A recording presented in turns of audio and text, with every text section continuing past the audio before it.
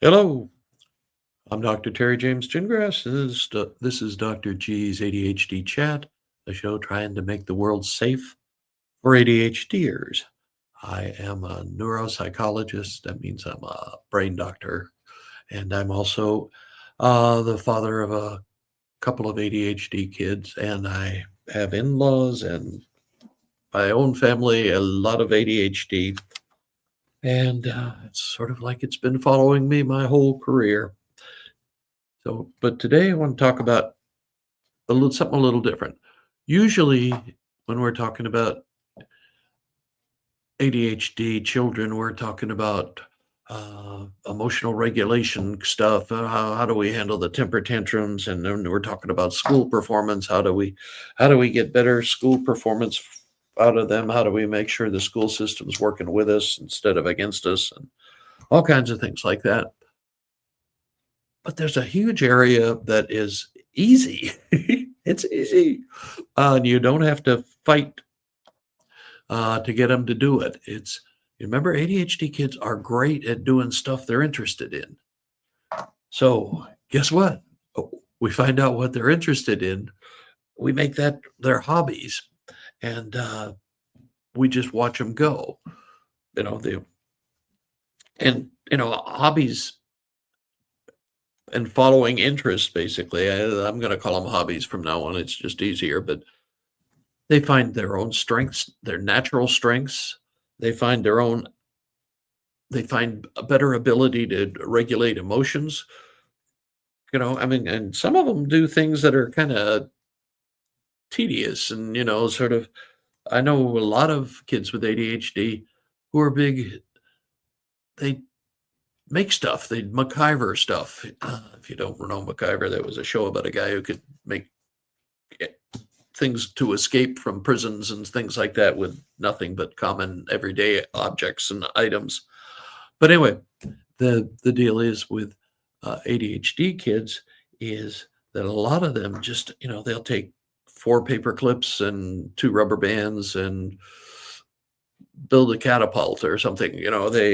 They just love that kind of stuff, and that's a strength. I mean, that's really a good thing, and it's sometimes it appears to be tedious, but it's actually seems like they're regulating learning to regulate their emotions and focus in, and also for depending on the activity, a lot of times there's a social connection that you have to be sociable to, if, say you play sports, that's the easiest one to think of.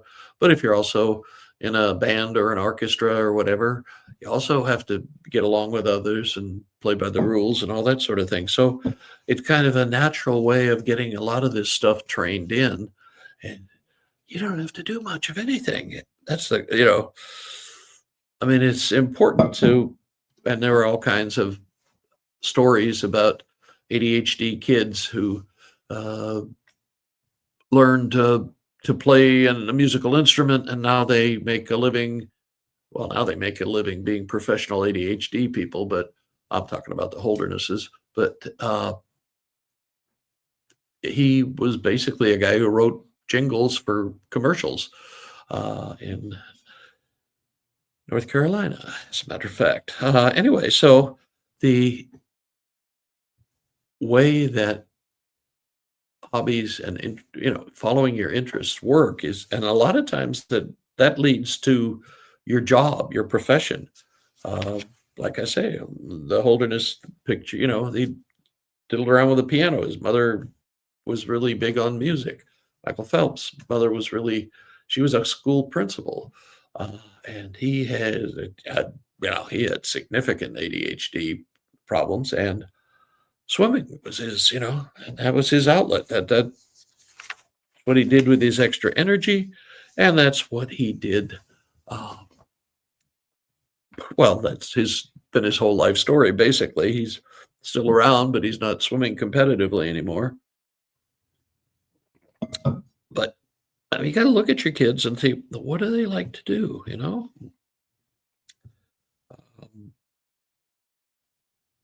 and it can be tons of different areas. You just when they get really interested and focused, what you been doing? Oh, I've been playing with grandpa's coin collection, or that's not me. I don't have a coin collection. Sorry. But anyway, you you just it's potentially an area that you don't have to get too involved in, really, except to support it. Oh, hey, that's great. Wow. Oh, you made the team. Oh, great. Oh, your first chair in the orchestra. Oh, you know, that's your job basically, and probably to foot the bills for whatever it is. But you're going to be doing it anyway. Um, it's good for them in the sense that they build some life skills, and they build persistence. They I always keep talking about resilience, that you have to learn from your mistakes and treat it as a lesson, not a failure, and da da da da. Keep going on, but that's you're basically building persistence. You got to persist. You play sports, you've got to keep trying to get better. Playing a musical instrument, you have to keep trying to get better. Uh, so it builds a certain persistence. It builds some executive functioning too. You have to learn how things work, how things run, on how you have to. Some things it depends on exactly what the hobby is, but some things require you to make arrangements, to do some management, to even just get yourself there on time, all those sorts of things. And also, certain sports, the ones that are more social, like sports, uh, and music and acting and that sort of thing, where you have to interact with other people. You have to have a certain amount of emotional regulation, or you don't get to play. And then the other, it also helps with social skills. So there's a lot to be said for it. You've just, but last time I talked about, don't let them quit once they start things, and that's part of this whole deal with hobbies and interests. And so, I mean, there are just tons of things that can be done. There's um, I'll start with my dad was a golf pro, so I'm big on the sports things.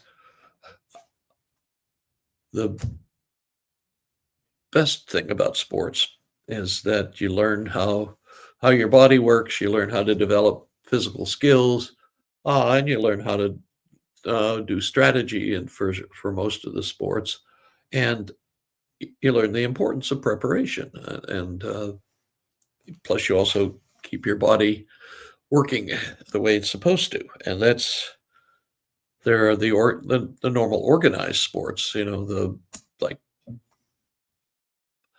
baseball, soccer, lacrosse, all the sports, football, yes. Although football, you got to be a little more concerned about brain injuries and that sort of thing, and you've got to be a little more aware of what the quality of coaching that you get. And then there are all the outdoor sports: hiking, backpacking, skiing, mountain climbing, skating, and it's oh, I forgot rowing. How could I forget rowing? I do that every day. Rowing and kayaking uh, are amazing, and they're pretty cheap relatively. Boating in general is horribly expensive, especially if you have to get 3,000 horsepower on the stern of your boat. But just be able to get out on a well, I live in Virginia. I have some of the best kayaking stuff in the world in the Chesapeake area, and it's relaxing. It's good exercise, uh, and you have to do a certain amount of planning to go to different places to kayak, and to know the equipment you need to take with you, and how to protect yourself, and all those things. There's a learning process to it, but it is really good exercise. It's not low impact, so it doesn't hurt anything. Get you out there. It's a meditative kind of experience, and I highly recommend it. But I recommend pretty much all the outdoor activities. With sports, organized sports especially, there's always the, "Oh, you didn't play my son," or "You didn't play my daughter," or, uh, you know I was a military family for a lot of times, and a lot of times the military kids were the ones who sat the bench in Little League, and the, locals, that everybody had known for their whole lives, got the bulk of the playing time. Talent didn't really matter. So, I mean, I have my caution on team sports is you have to survive the kind of coaching you're gonna get until you get to real professional coaches, and sometimes that isn't even in high school, but high school, it starts getting better. Let's just say that.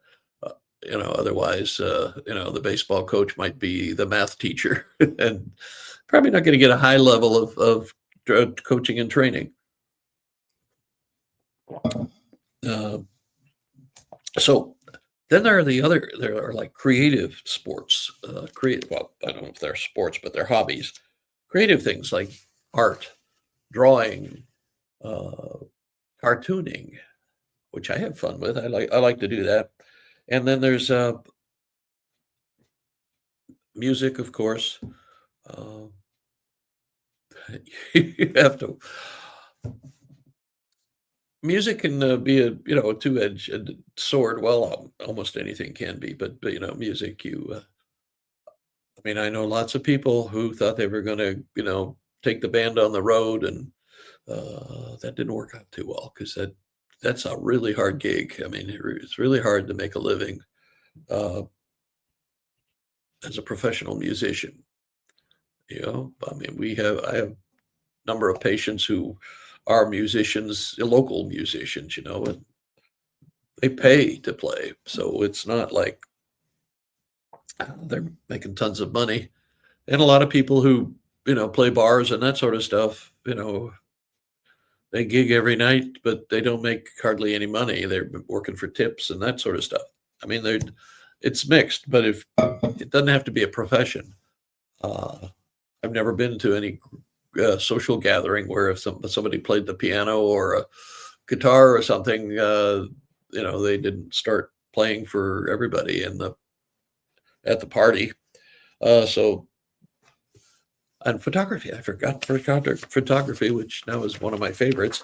And good Lord, with the way uh, iPhones and that ilk are improving so much, you can take really incredible pictures without $4,000 worth of equipment, which I have gathering dust in my closet. So, let's see. There's a lot of things are really, really. I have recommended for uh, ADHD parents is well, a couple of them.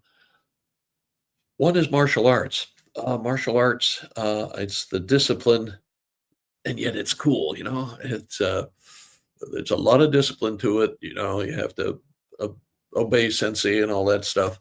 But I used to refer people to a martial arts studio in the area that I knew who did progressive kinds of behavior management things, and they did a really fine job. For little boys, it's like, oh, I can break a board or something like that. And there's also a byproduct of martial arts is that you learn to calm yourself and regulate your emotions, and of course, we want that for our ADHD kids. And there's also yoga. Yoga is great for kids. Well, it's great for even us old guys. And it's not that, I mean, it's not like it's a complicated, frustrating thing. It's a nice self-regulation kind of activity. And, sometimes going directly at the issues you have with your child, being calm and cool and collected and stuff will, well, it will be beneficial without, and sometimes they just love it because there's some notion that ADHD kids are more flexible than others. I know in my family, my most hyperactive child is also the most flexible. I mean, he's an old man now, but he can still twist himself into knots and things like that. That I would tear something if I tried to do what he does. And they're I don't know if I call them hobbies, but there are also, like Cub Scouts, Boy Scouts, Girl Scouts, brownies, uh, all that. And those are, I don't know, I'm sort of mixed on those, but if you like that sort of thing, uh, especially the outdoorsy thing, it's you can if you get into merit badge earning, yeah, that can be a really fine area for you to be involved in. Uh, and there's an emphasis on doing outdoor activities, which we already talked about. But I grew up in New Hampshire. We did outdoor activities routinely right out in our backyards. That was in a patch of woods, and there was, we did hiking and camping out, and oh, uh, all the sorts of things that scouts do, and also that uh, just outdoor people who are outdoor enthusiasts do. So the deal, I think, is that hobbies, interests, that sort of stuff are a welcome relief for ADHD parents because you don't have to try to force an outcome. They have interests. They all do, and a lot of them are really strong interests. So you just let them go in that direction and, not necessarily thinking it'll be the way they make a living, although it well might be, Lord knows with the way AI is changing everything and the way, well, the political situation and all that sort of thing.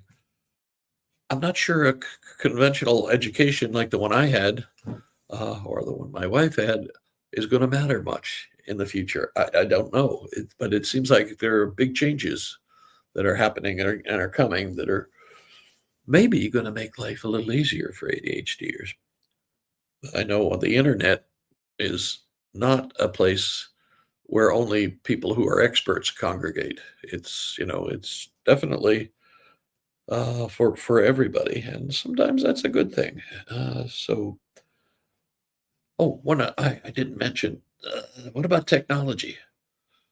Well, in this, as I'm doing this show, uh, people with degrees in what do we? I don't even know what they're calling it anymore, but computer stuff, IT people are having a hard time finding a job because the entry level jobs are now doing all the tasks that are the entry level jobs are no longer necessary because AI can do most of those tasks cheaper and faster and all that other stuff. But I don't know where they think they're going to get their senior IT guys if they don't bring in their junior IT guys. I increasingly am confused by business and why people do the things they do. Okay, so you still got to mention that there are a lot of things that are mostly intellectual, if you will, or I mean, like chess. I mean, I know chess is sometimes seen as a sport, but I have trouble seeing that, but it doesn't really matter. It's a game and it's a strategy game, and you have to have really good visual spatial skills and it'll be see the board in your head and all that other stuff. Uh, but it's also a well, it's actually good brain training. Uh, and if your kiddo happens to pick chess, hey, great, more power to them. I know I had one young man as a young patient with ADHD, and he used to routinely whip me at chess. And I'm not very good, but he still was awfully good at it. But there are some exciting things like in robotics, and there are robotics teams, and all that sort of thing. that was one of my son's favorite things in school. And there are a lot of things about it, but I mean, the big deal is always going to be computer games. Uh, and computer games are mixed. I have had people who got obsessed with computer games, and that's all they wanted to do is play computer games. And this was I don't even think he had ADHD. I think he was just a teenager. He missed a whole year of high school because he was clever. He and that cost him, I think, a year of his life in the sense that he kept making up physical, oh, I've got, I hurt, and this sort of thing. And his dad was a doctor, and this kid had $1 million workup. He had, every kind of test you can have, and they couldn't find anything because he really didn't have anything except he had an uncle who was lived in mom's basement playing computer games all the time. That was his idol. And he did a pretty good job. He cost himself the sophomore year in high school because he just didn't go to school because he was always sick. But the obsession part of that is always the issue with computer games. And yet there are some things that say the people who play computer games are better surgeons. People who play computer games are better fighter pilots. I don't know. I mean, I think that the research on that sort of thing is still out, but I think one of the things as parents in this day and age, I didn't have to deal with this much because my kids are older, but you guys are all having to deal with computers. You have to have computers or you can't you can't graduate from high school. I'm not sure you can graduate from kindergarten anymore, but you have to have some computer knowledge. And the uh, for a guy like me who didn't grow up with computers, I mean, I still have the Smith Corona I took to college, which I also used to type my dissertation. So there, but I am at a weakness. I keep working at it, but I'm not great at computer stuff. Uh, I I can learn a program easier than I can learn how to operate the whole computer, if you know the distinction I'm trying to make. But I mean, the big deal is with kids, you've got to allow the access to computers. It's not as simple as just saying you're not going to play computers until you're 12 years old or whatever. But if they want to do homework in school, they better learn computers and do the work on their computers. So you can't just outlaw them, but you've got to make sure it doesn't get out of control, and that's always a tricky one. Uh, you try to keep it. Well, you just try to keep it under control and to a minimum, and under control kind of depends on you. Uh, I used to have a son-in-law who was a computer geek, so his kids were running around in diapers with their iPads. It's like, okay, whatever.